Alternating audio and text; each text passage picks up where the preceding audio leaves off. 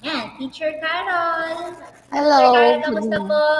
Kamusta po kayong lahat dyan na mga nanonood po sa amin ngayon? Peace Business Friday once again. At welcome po sa Senior High School ABM Fundamentals of Accountancy, Business and Management 1. And we are already in our quarter 3, week 8 to 9. Ayan, medyo mahaba po ba ang ating i-cover po ngayon na pag-aaralan po natin ngayon together with my mentor, Tutor Carol. Ayan. Tutor Carol, kamusta ka po? Hello, mabuti naman po. Kumusta po kayo? So, kumusta yung ating mga viewers? Okay, Opo. viewers natin. Matagal sila nagantay, Aba! ma'am. Opo, Yes po, marami sila madami na. nag-aantay sa atin. Ang dami na Yes. pa pala nila. Okay, Opo. so topic natin for today is about business transactions and their analysis as applied to the accounting cycle of a service business, particularly posting and the preparation of the trial balance. Yes, opo, tama yon. So, let's start, Tutor Carol. So, Yes. let's start po ngayon. At I hope po makisali po kayo sa amin. Interact po kayo sa amin. If you know the answer, if you understand us, gusto po namin makita at gusto po namin malaman na nandyan po kayo para sa amin. Now, for today's objective, at the end of the session, you will be able to post transaction as Ma'am Tutor Carol said a while ago. Magpo-post na po tayo ng transaction natin sa ledger. And after that, we are going to prepare the trial balance.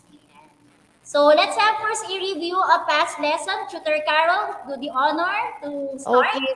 Okay, so instruction po natin is choose the correct letter of your answer. Okay, so for number 1, our question is, which of the following is not a service business? A, sari-sari store, B, hospital, C, law firm, and D, dental clinic. So, diniscuss natin to last week, no? Yes, Doc. Pwede po niyo isulat ang inyong mga sagot sa ating chat box. Gamitin po natin yan. Yes. Sana po may Comment mga down sagot your na po answers kayo. na. Yes po. Okay, nag-answer na. Ito talagang ating loyal tuti, si Mr. Vince Panganiban. Okay, and he answered A. Kyla Come answered A also. And Samantha, A. Yes. Daniela, A. Aries, A.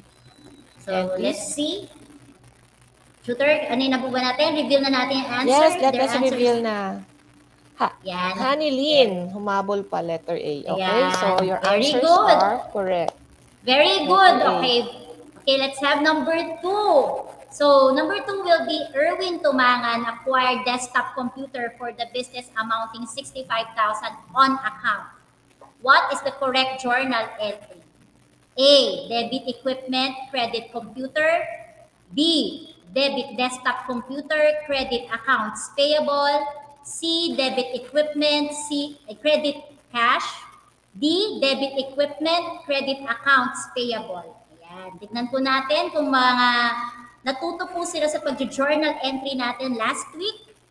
Okay, so once again, Vince Panganiban answered D, letter D. Okay, so hintayin natin, okay? Ayan, Vince, pa ba? Dea D also. May mga pumapasok pang sagot, ma'am. Samantha D. Mga, yes. Let's acknowledge them po kasi dahil po sa kanila, of course, mas lalo po kami na-inspire ni Tutor Carol to teach you accounting po. Ayan. Sige po, let's reveal the answer. Number 2 is letter D. Very good. Sige, next. Ayan, napakahusay talaga ng ating mga tuti. Ayan, let's have number 3, Tutor Carol. Okay, number 3. This is the process of recording the identified accountable events in the journals. Okay, is it A, posting, B, journalizing, D, computing, and D, recording? Okay, so comment down your answers. Yan, kayang-kaya to ng ating mga tuti nga. Yes, oo naman. So, lagi every week po talaga they are with us and that's why I know na kaya nilang sagutin to Tutor Carol. Yes. Yan. Okay, Mariali. Ay, hindi. Number 1 pa yung in-answer ni Mariali. O, number 3. Okay, yes, Vince, letter B. Daniela, B. Lordelaine, B. Dea, B. Okay, so let's reveal the answer. Very good ba ang ating mga tuti? Yes, very good. Journalizing. Now let's Okay, have number journalizing. 4. An entry that contains one single debit and a single credit element is A, simple journal entry, B, compound journal entry, C, double entry bookkeeping, D, none of the above. So ano po kaya ang answer dito? Entry that contains one single debit and a single credit element. A, simple journal entry, B, compound journal entry, C, double entry bookkeeping, D, none of the above. Ayan. Sige po, let's answer po yan. Okay, so again, Vince answered C. Okay, Samantha C. Okay, Rizalyn C. Dea C. Okay, so ayan, marami nang sumagot, no? Tignan natin. Kay Daniela C. Okay, sige. But the answer po for this item is simple journal entry po. Okay po, ito po yung ating mga journal entries po na meron lamang pong isang debit element at isang single credit element po. For example, cash, debit, credit, accounts payable. Ganon. Yun po ang tawag natin sa simple journal entry. Okay? So, wag po natin kalimutan yan. Next po, let's have number 5. Sige, Tutor Carol. Okay, so question is, an entry that contains may sagot na, 2 or more debits or credits. Okay, so Okay. bonus daw to, bonus. Bonus po to. ito para kayo po ay mayroong ano. So, yung kanina po pinag-usapan natin, Tutor Carol, yung dalawa, yung entry po na may one debit po at one credit. Pag sinabi naman natin pong mga compound entry, ito po yung mga entries po na mayroon pong dalawang debit o isang debit or 2 or more po siya. Depende po sa kung ano po ang analysis ng ating transaction. Okay, sige po, let's have now the steps in this accounting cycle. Tutor Carol, last week po, last week nag-identify na tayo at nag-analyze po tayo ng mga transaction, business transaction. Minake sure po natin kung yung pong i-record na yun ay pang business transaction ba o hindi. Diba? Then we do, of course, journalizing. And today, Tutor Carol, we are going to do the posting and the unadjusted trial balance. So do the honors, Tutor Carol, for our... So since posting tayo, no, we will be using the general ledger. Okay, general ledger muna tayo. Okay, so a general ledger is a grouping of all accounts, assets, liabilities, and equity with their balances. So as you can see, we have here a template of a general ledger. So we will put the account name and the corresponding account number.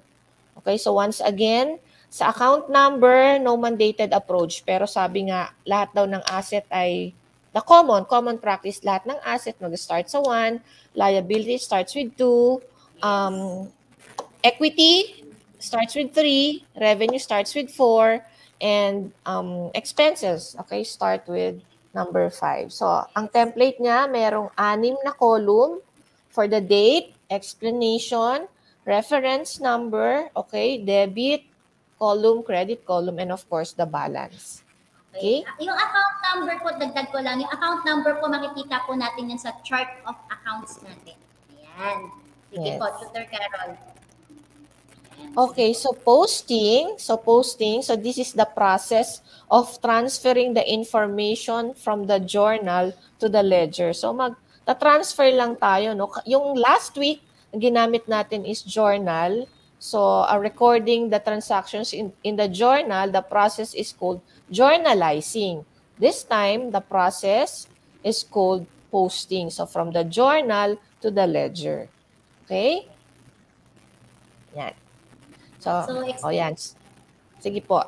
Tutor Carmi. So this is the example of the general ledger that we have last week. So kumuha lang po ako dyan ng 6 po na pwede po natin maging sample for posting. Ibig sabihin po, dapat sigurado na po tayo na tama po yung ating pag-journalize para po yung pag-posting natin, napakadali na lang po. Kumbaga, ang nangyayari po kasi sa posting, kinokopya na po natin yung ginornalize po natin, per account. So, yun po ang nangyayari pag nagpo-posting po tayo kasi naka-per account po tayo pagka nasa ledger na. So, ayan po yun. So, that is from, yung transaction natin is December 1 to December 10. Ayan po yun. Last week po, yan po yung inana natin. Now, let's start po. Okay, kunwari po, paano po ba tayo nagpo-posting, Tutor Carol? Okay, so from the ang basis natin ay ang ating general journal, no. So each account will have its own general ledger, okay? So if you have like 100 accounts, you'll have around 100 ledgers, okay? So like this one, so on December 1, so ang unang account na ginamit natin is cash. Okay, so gagawa tayo ng cash ledger with account number 1-001. Okay, so parang copy-paste lang to, no? O yan. So, gawa ka ng ledger for cash. Okay, then copy the date. O, date, December 1. Okay, and then explanation. Okay, tanggalin na natin yung to record kasi hindi na tayo nagre-record, no? Nagpo-post na tayo. So, owner's investment na lang ang ating ilalagay dyan. Okay? And then, syempre, saan nakalagay ba yung cash? Sa debit side. So, ilalagay mo rin siya sa debit column ng iyong ledger. Okay? So, wala namang iba, wala namang credit, wala namang another debit. So, forward mo na lang yung balance mo, okay, sa balance column. 30,000. Now, we are ready for the reference. Okay? So, ang reference na ilalagay sa general ledger ay ang general journal page. Okay? And then sa reference column naman ng general journal, ang ilalagay natin ay ang account number. Okay? Nung sa general ledger. So yan. So kumpleto na tayo. Tapos, done. But you have to be careful. Baka mailagay nyo sa credit ang dapat na nakalagay sa debit. Okay? Yes. Hindi tayo magbabalanse niyan at malaking trabaho yan para sa inyo. Masakit sa ulo. Okay? Oo, yes, Tutor Carol. Sige, next po, Tutor Carol. Ayan. Okay, so ayan. Next account naman tayo. Using the same journal entry, no, kanina. So, yun naman tayo kay G. Larson Capital naman tayo. Ay gagawa tayo ng ledger. So, ayan, sa baba. G. Larson Capital Ledger with account number 3-001. Okay, kasi ang capital nga or equity account ay nagsistart sa 3. So, copy the date. Okay, and then explanation, dropping to record, owner's investment. Okay, so saan nakalagay? Sa journal, sa credit, 30,000. So, ilagay mo rin siya sa credit side, okay, ng yung ledger. Then, forward lang the balance. Okay, forward the balance. And then, reference number. Sa general ledger ay general journal page, GJ1. And then sa journal ay ang account number. Okay, so while doing journalizing, no, walang laman ang reference. Okay? So, once na i-post mo na yan, lalagyan mo na siya ng reference signifying that this account has already been posted to the ledger. Yes, Okay? yes. Yes po. Ayan. Ayan. Dali lang. Mabilis Kayang-kaya lang. yan. Kayang-kaya ng mga cutie natin yan, Tutor Carol. So, let's have now transaction number 2. Sige, sabayan niyo ako sa pag-answer, ha? Okay, let's have now transaction number 2. So, nakita niyo kung paano ginawa ni Tutor Carol, yung paano po tayo nag-post po. Napakadali, no? Sige, let's have now transaction number 2. Date po, syempre. That will be December 2. Ang ano po natin is furniture po. Furniture, debit, 16,500. Accounts payable, credit, 16,500. To record furniture bought on credit. So, ipopost na natin siya sa journal. Ay, sa ledger, sorry. Ayan. So, baba lang po natin yung kung ano po yung ating explanation. Bumili po tayo ng furniture on credit. Okay, then, huwag po natin kalimutan. Of course, kung saan nakalagay, 16,500 kung dahil furniture po yan, so nakalagay po yan sa debit side. So, i-carry over lang natin po yung ating 16,500 dun sa ating balance. And then, yung ating reference po, yung kung saan po natin kinuha, yung ano po na yon, yung transaction na yon sa General Journal 1. And don't forget to put, of course, the reference or the account number dun po sa reference once it is posted. Okay? And then, after po nun, syempre kanina, ang inano natin, pinost natin is the furniture. Now, yung ating, yung another account po na accounts payable. Okay, so the same po, December 2, then ilalagay lang din po natin, bought furniture on credit for the explanation. Then credit na po, dahil accounts payable na po ang pinupost natin, 16,500. And then, kopyahin na lang natin yung 16,500 doon sa ating balanse. And of course, saan natin kinuha? General Journal 1. And then, of course, do not forget to put, of course, the account number once posted. Next, Tutor Carol. Okay, here's another journal entry on December 3. So, supplies ang ating account. So, wala pa tayong supplies, no? Gawa tayo ng ledger for supplies. Okay? So andyan sa baba, with account number 1-006. Okay, so copy the date, December 3. Okay, and then explanation, again, dropping, okay, to record. So bought supplies for cash at nakalagay siya sa debit. Okay, so ilagay natin siya sa debit side, yung 700. Okay, and then forward lang the balance. Forward the balance. And then, of course, saan galing ba itong pinopost mo? Sa General Journal, page 1. That will be our reference. And going back to our General Journal, reference number is the account number of supplies. 1-006. So, ibig sabihin, na i-post mo na itong information na ito about supplies sa supplies ledger. Okay? So, ganun lang siya kadali.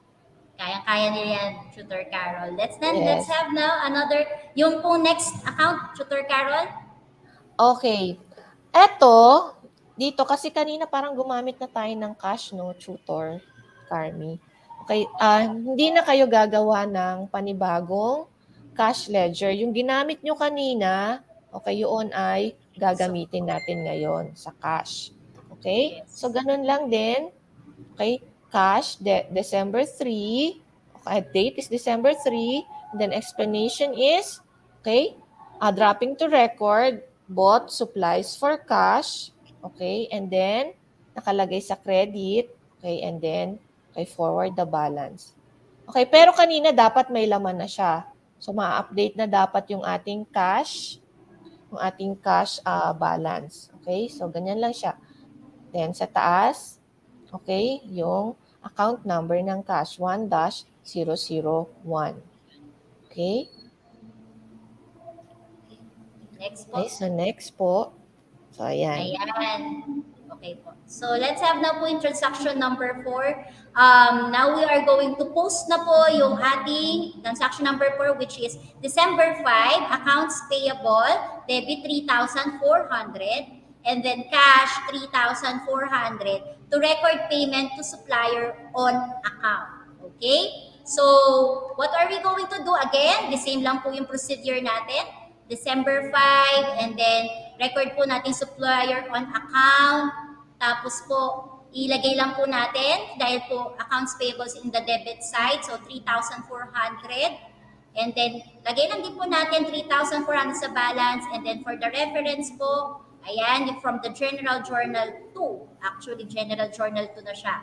So, and then po yung kanyang account number. Okay? Next po is yung December, yan, cash po. Ayan, na po yung cash transaction na po natin. Actually po, kapag po talagang nagpo-post tayo, since po yung marami na tayong transaction sa cash po, no, may mga laman na nga po yan talaga. So, ang pinapakita lang po kasi natin kanina is kung paano natin siya pinupost. Yun ang ating intention. So, that's why wala pong, kung paano lang natin siya ipopost. Now, sige po. So, December 5, and then cash po, paid suppliers on account. And then po, so credit lang po natin ilagay po yan. 3,400 po. Yan. Then, General Journal 2, and then of course po, i-ano na rin po natin ang ating reference number po na, or the account number of cash. Next po, Tutor Carol. Okay, so prepaid rent, okay, or prepaid expense, okay? So gagawa tayo, pwede tayong gumawa ng journal for prepaid rent, but prepaid expense, okay lang din. Okay, so with account number 1-007, because prepaid rent or prepaid expense is an asset account.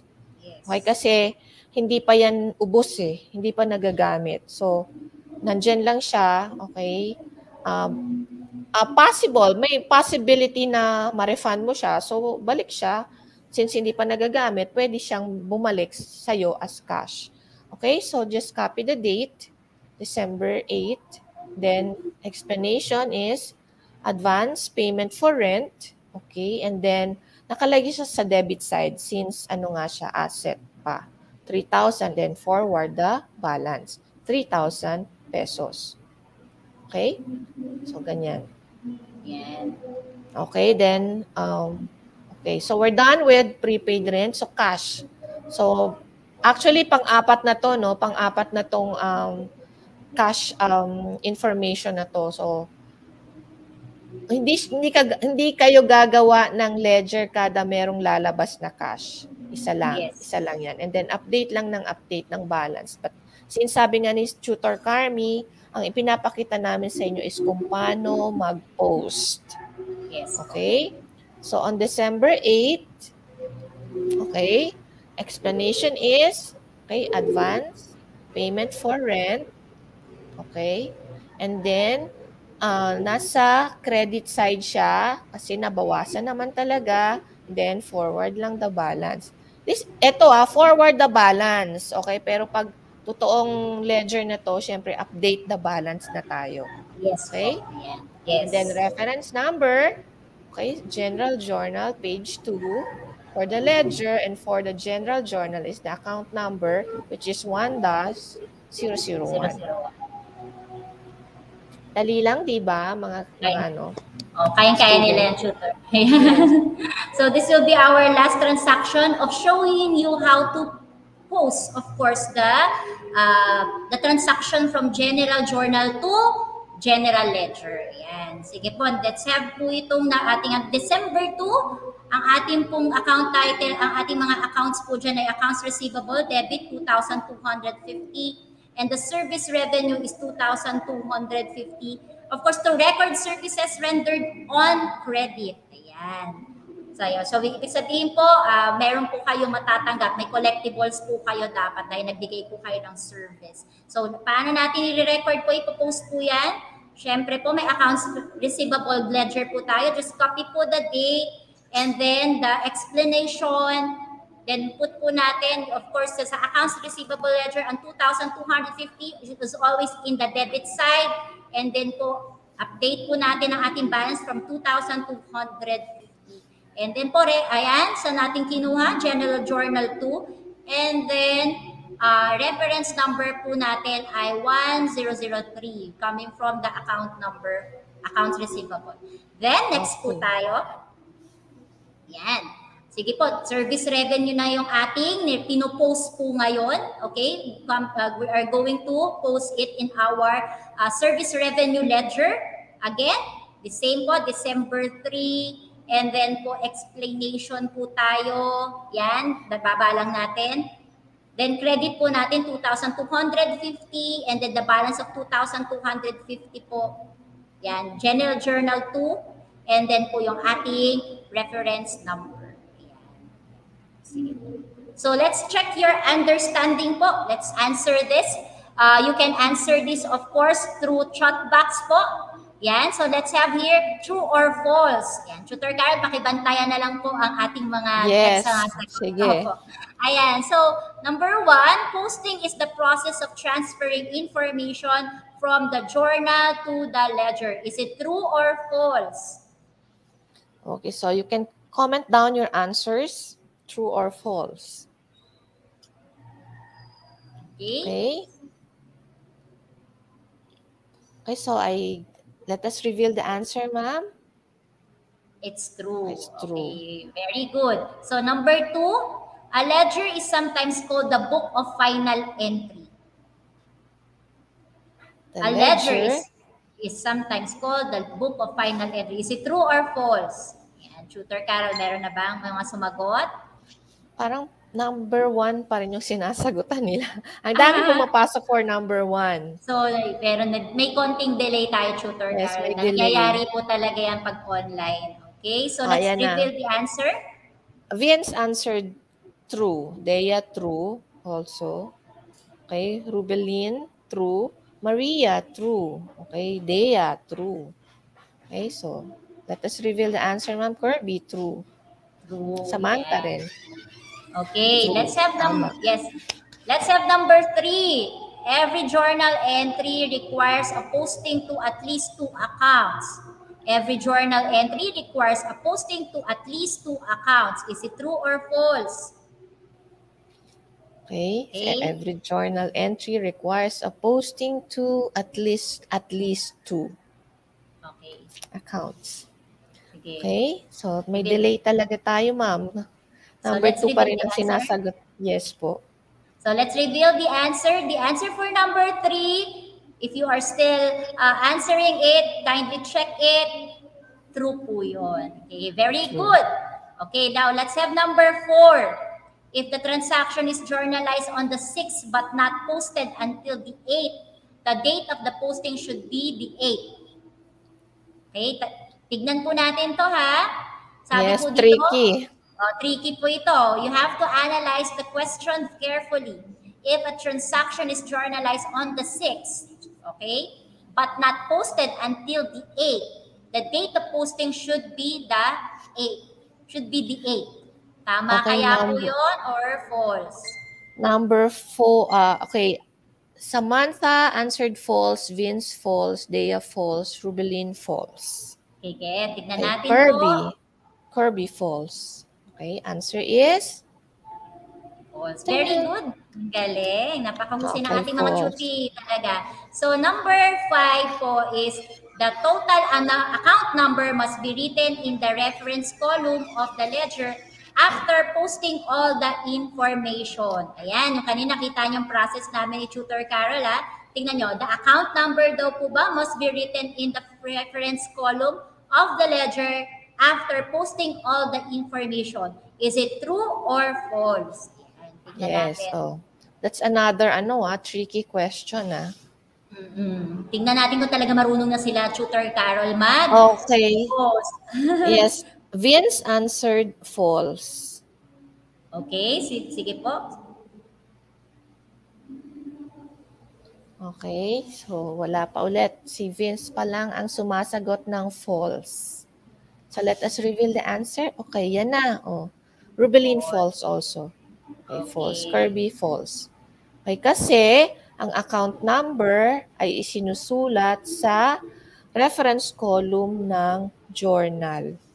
Yes. Okay, journal. Okay, let's have now the trial balance. Ako, Okay. ito po, di ba Tutor Carol, lahat naman po ng proseso kasi dapat po may checking. To contextualize po yung trial balance, ito po yung i-check po natin kung tama po ba yung lahat ng pinost po natin at yung ginornalize po natin. The trial balance, of course, will reveal to us if we are doing the process correctly. So, ano po ba uli po ang trial balance? A trial balance is a list of general ledger. So, ibig sabihin po, galing po sa general ledger yung ating trial balance, yung total amount that we computed from our general ledger is the one that we put into our trial balance. So, trial balance is a list of general ledger account and their balances. Ayan. It is prepared to check the equality of the total debits and total credits in the ledger, and it creates a starting point for the preparation of the financial statement. Meron kayo dadagdag, Tutor Carol? Parang sinabi na naman lahat dito, no? So, actually, sa isang accounting cycle, we are bound to prepare 3 trial balance. The first one is the unadjusted trial balance.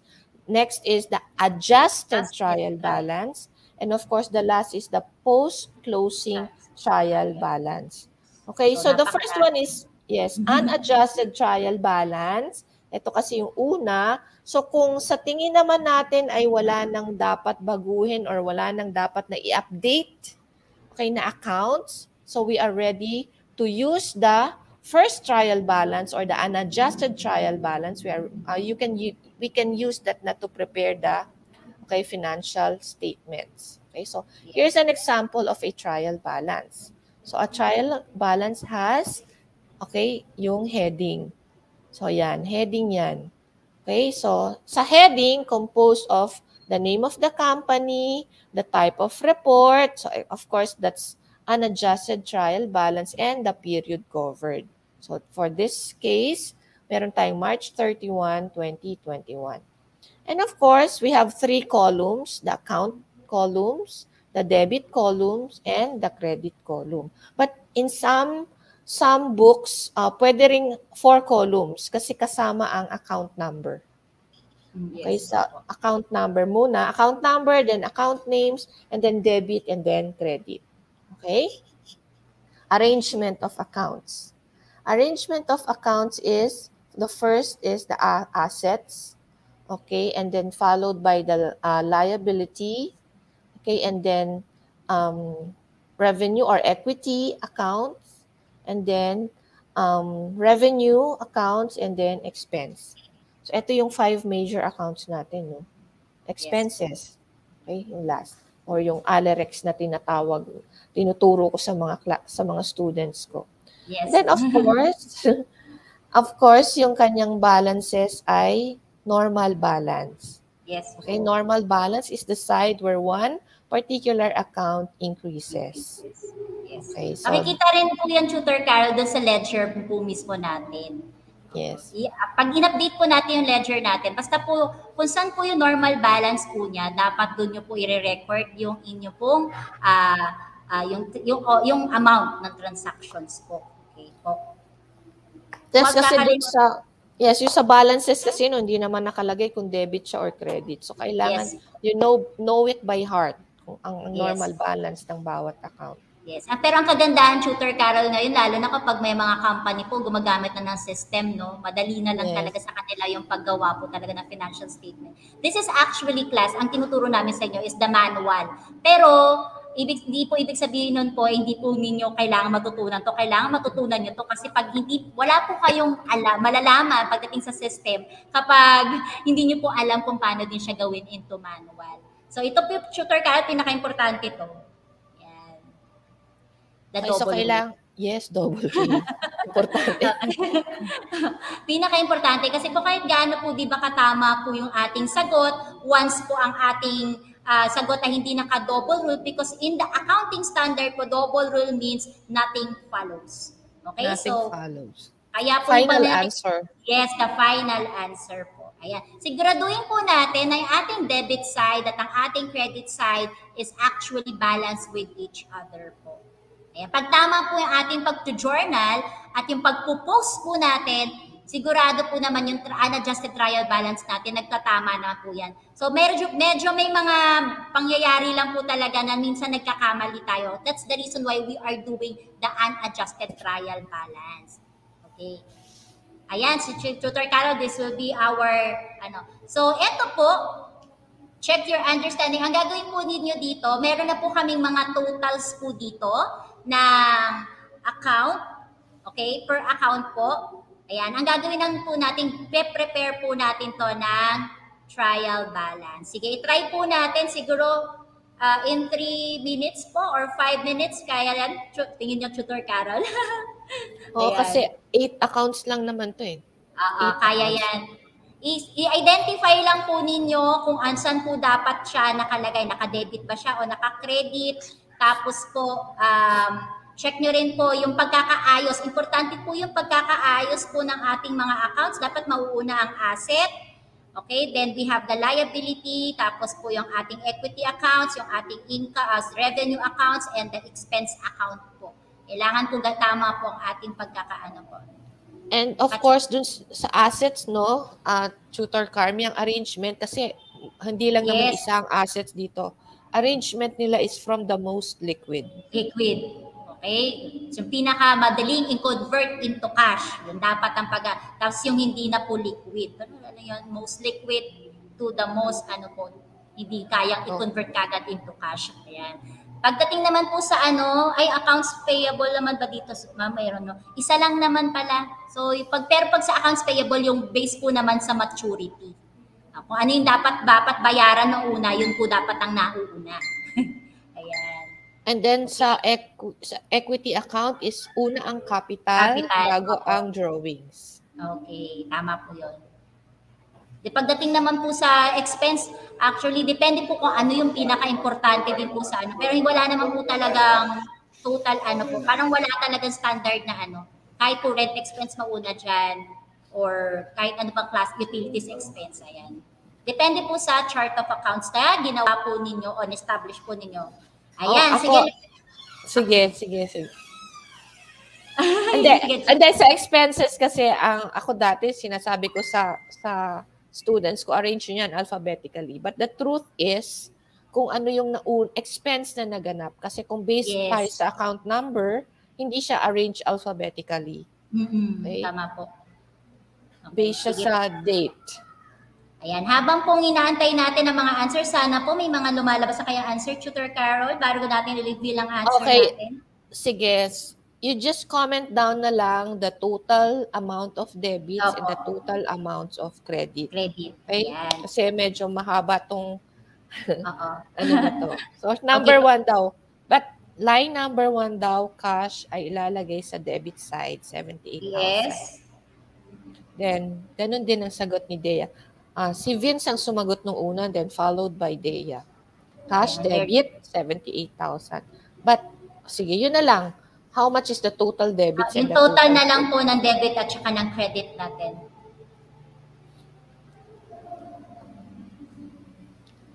So I guess, Tutor Carmi, we can reveal the answer. Ayan. Kung tama po ang inyong mga sagot, if you have the debit side is 205,000 and the credit side is 205,000, ayan po ay ang tamang sagot. Sana po ay may mga nakakuha po. May nakakuha kaya? Hindi ko kasi nakikita, Tutor Carol.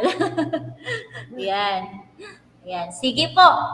So, for sure meron kasi alam nila Alam nila yung normal balance Yes, very good. Opo. So anyway, these is our references po.